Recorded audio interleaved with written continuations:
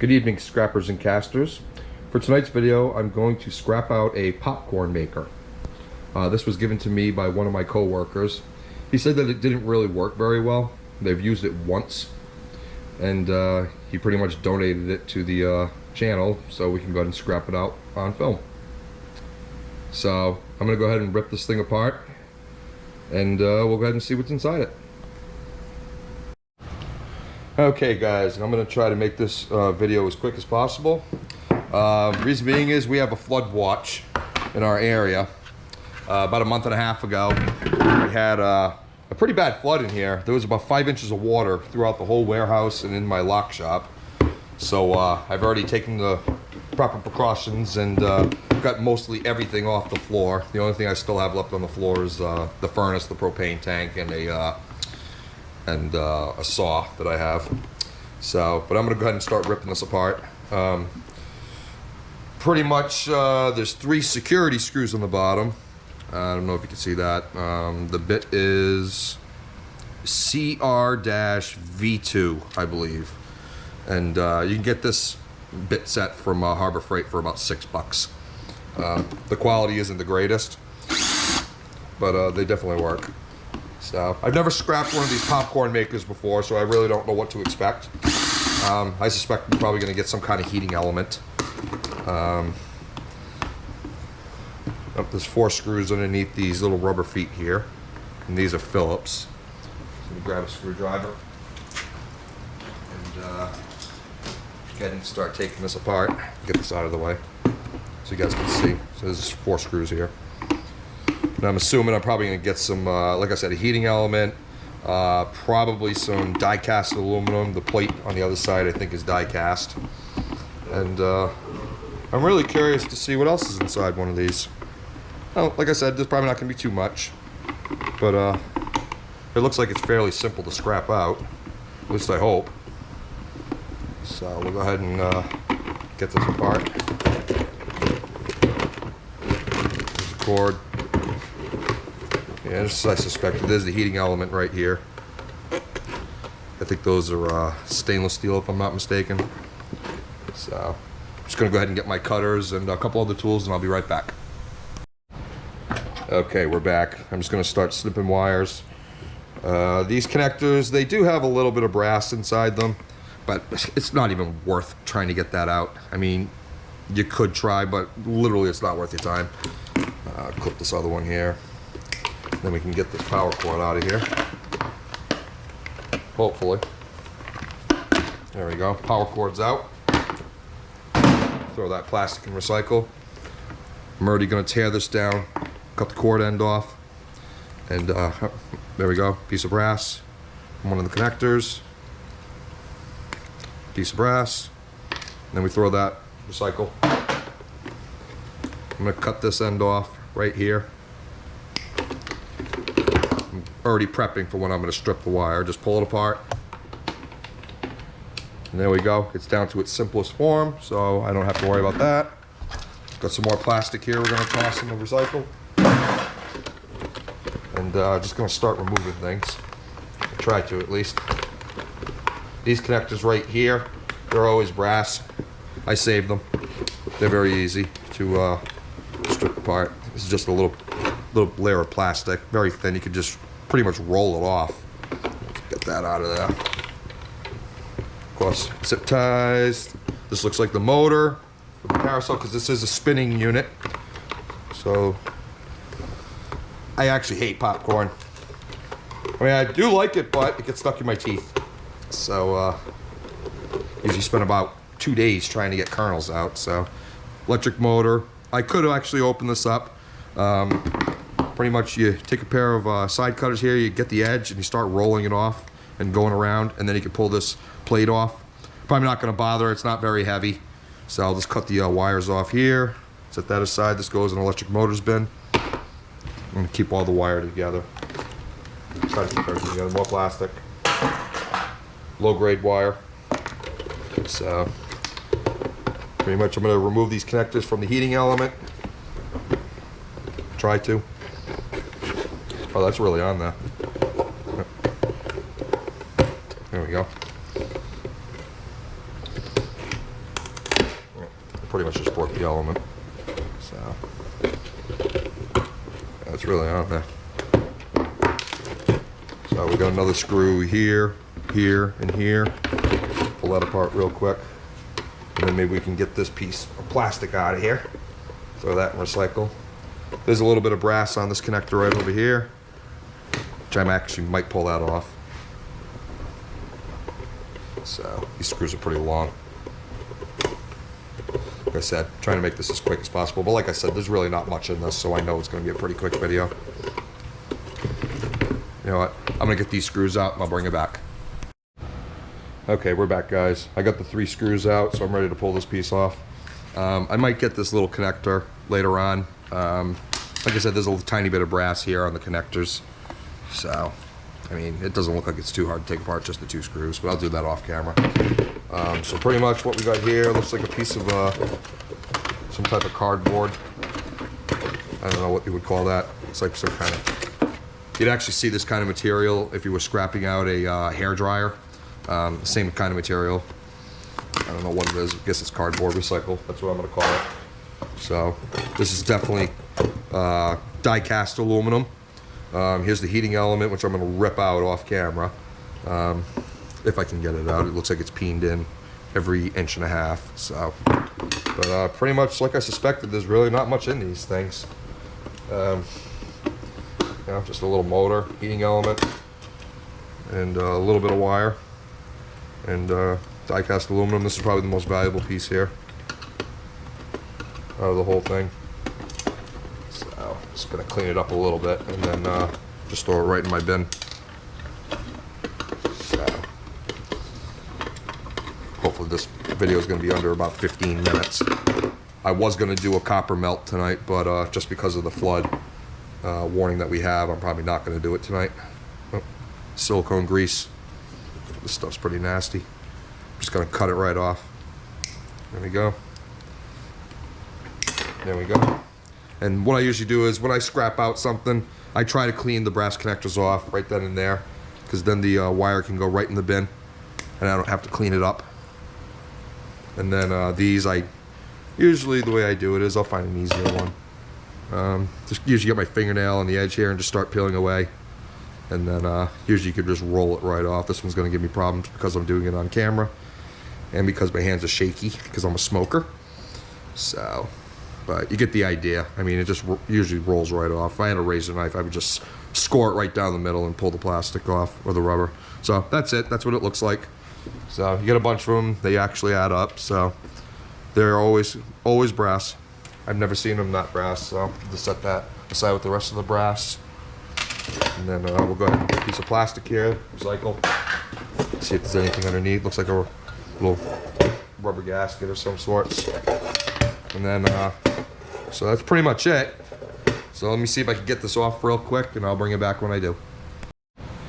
Okay, guys. I was able to get the heating element off, and now this is a clean piece of aluminum die cast. So we'll set that aside. The way I did it was actually, it was in like this. I pretty much just grabbed the edge of it and just rolled it around like this until it finally just popped off when it was like halfway done. So I believe this is, that might actually be some kind of layer of copper on there. I'm not really sure. Nope, it's steel. It's all steel. So throw that in the steel bin. Or in my case, my microwave that I scrapped out last week, or the week before rather. That's where I've been throwing all my small steel. So eventually it'll fill up. So like I said, this is clean. Got an electric motor. And then I did take the switch off this piece here. Where is it? Here it is. Anytime you have a switch like this, there is a silver contact inside. Pretty easy to break apart. Just grab a pair of channel locks and just squeeze the crap out of it, and eventually it will break apart. These are brass, both of these connectors, and then yeah, pretty much just clip the silver contact off and just throw it in your jar. So I do save all the switches. Piece of plastic. So pretty much this is what we ended up with. We got some low-grade wire, which is right here. That's all of it. Not much. We got that electric motor. That heating element was a piece of steel, some screws that are steel. This piece, which is probably spun around for the carousel to make the popcorn move around, so it just doesn't get burnt in one section. And then this power cord, and then a couple brass connectors. So, anyways, thanks for watching, and if the rain lets up, maybe I'll do a bonus melt in the video, and if not, well, this will be the end of the video. Okay guys, I'm not going to do a melt tonight. The weather's just getting too bad, so I'm just going to do the final weigh-in. Let me go ahead and turn the scale on here. So, still set for grams. The copper power cord that I stripped, 21 grams. And let's see if I can get this with one hand here. 6 grams of brass. And then that aluminum plate. 377 grams, which equates to about 3/4 of a pound, I think. Yeah, 13.3 ounces of die-cast aluminum. So that's typically what you can expect to find inside a popcorn maker, at least one like that. I think that unit was probably about anywhere from 40 to 50 bucks, my friend told me. So there's literally probably about, I don't know, 50 cents worth of metal in it. So anyways, that's the nature of scrapping, you know, especially if you never scrapped something before. You never know what's really in it and if it's really worth your time. That took me about 10 minutes to scrap for about 50 cents worth of metal. So not really worth it, but you know, if you're trying to hoard metal and you need to you know, stock up on things, I mean, you know, you can get some aluminum out of it, and then a little bit of copper and a little bit of brass. So anyways, thank you very much for watching. If you like videos like this, just hit like, subscribe, share it amongst your friends. Thank you very much. Okay guys, fast forward to Monday. I wasn't able to melt some metal last week when I did the popcorn maker breakdown.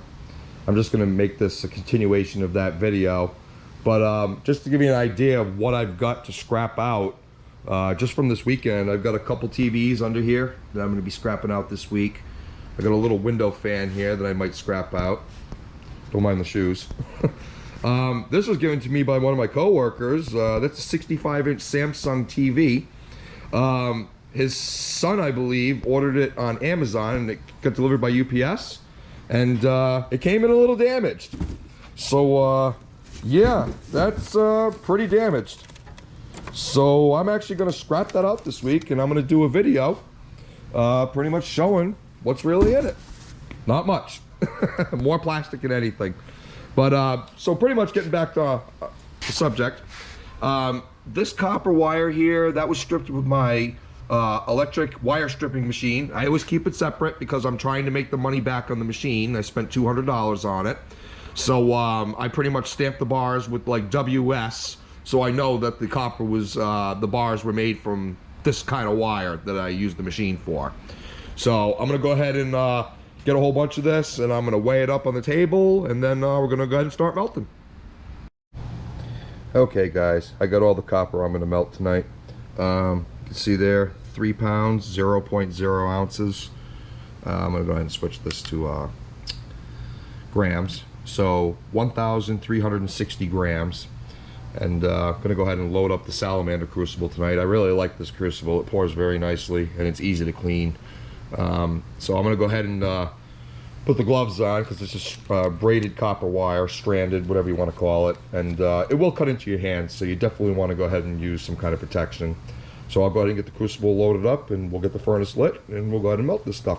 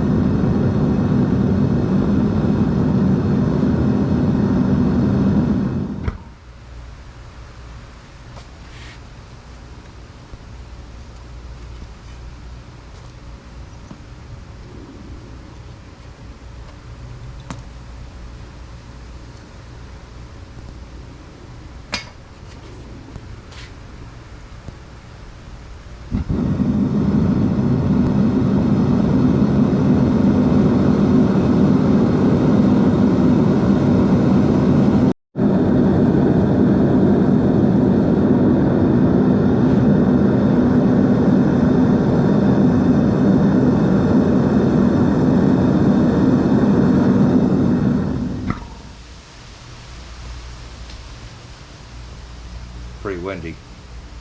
Gotta be careful doing this. There we go. That's the last of the 3 pounds.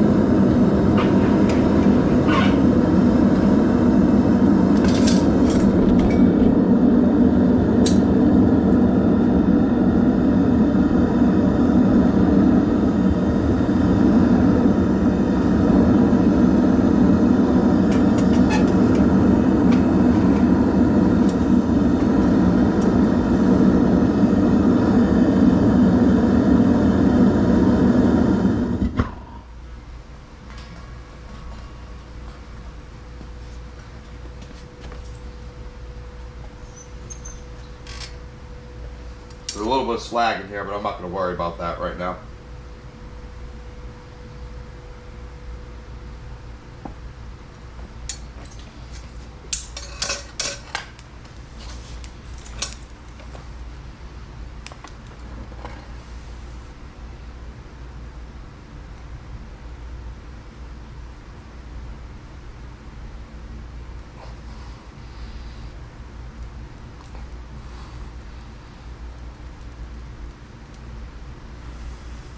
I don't know if you can see that. There's still some slag in there that I didn't scoop out. Yeah. It's okay. I kind of like that pour. I wanted to try something different. Instead of pouring in the same spot, I wanted to pour evenly across. Yeah, there's a lot of slag left in there, so that's not going to be 3 pounds. I guarantee it. Sorry, I had to close the garage because it's really windy out, and I didn't want to pour while the garage was open rather, so I'm gonna open it back up.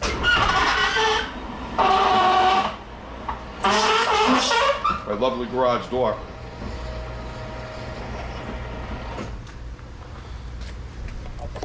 So I'm gonna go ahead, let that cool for a minute, and then I'll pop it out and do the quench.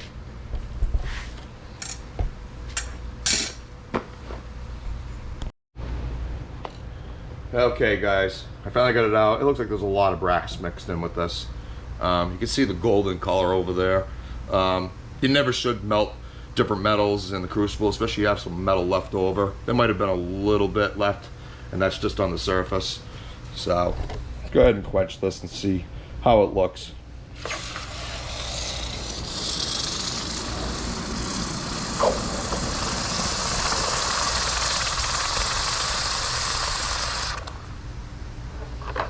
Actually, it doesn't look brass. It might have just been the color and the way that it poured. So, looks pretty coppery to me. This side doesn't look like there's any holes. It looks like there's a little bend in the middle of it here. Right in the middle is a slight bend, probably because it wasn't 100% cooled when I tried whacking it out of there. So, there's a little bit of crap on top. But I could go ahead and clean that up a little bit. I'm probably just going to wire wheel that. So, anyways. Check it out in a couple minutes when it's cleaned up. Okay guys, I'm finished cleaning up the bar. Didn't look that bad on the top, with a slight bend more towards this side over here where my thumb is. But yeah, I'm pretty satisfied with that. That's the bottom. It did get stuck in the mold, but I was able to get it out. And I just didn't heat the mold up enough. That's pretty much what happened. So that side looks great. That's the bottom side. The top side with the pour, I could have definitely took a lot of the slag out. This is definitely not 3 pounds like I originally anticipated, but we'll see what it weighs now. 2 pounds, 9.2 ounces. Let me just switch this to the hand.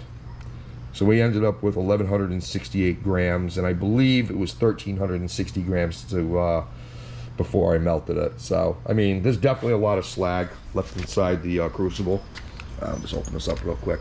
There's a lot of slag left in there. I don't want to get my camera too close because it'll overheat. So, but anyways, this concludes scrapping out a popcorn maker.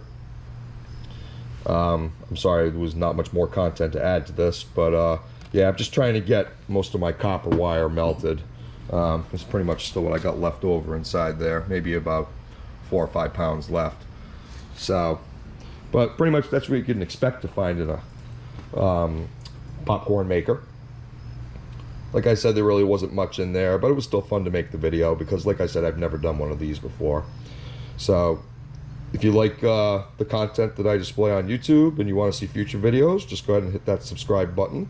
Make sure you hit the bell notification so you're notified of future videos that get posted to YouTube. And thank you very much for watching.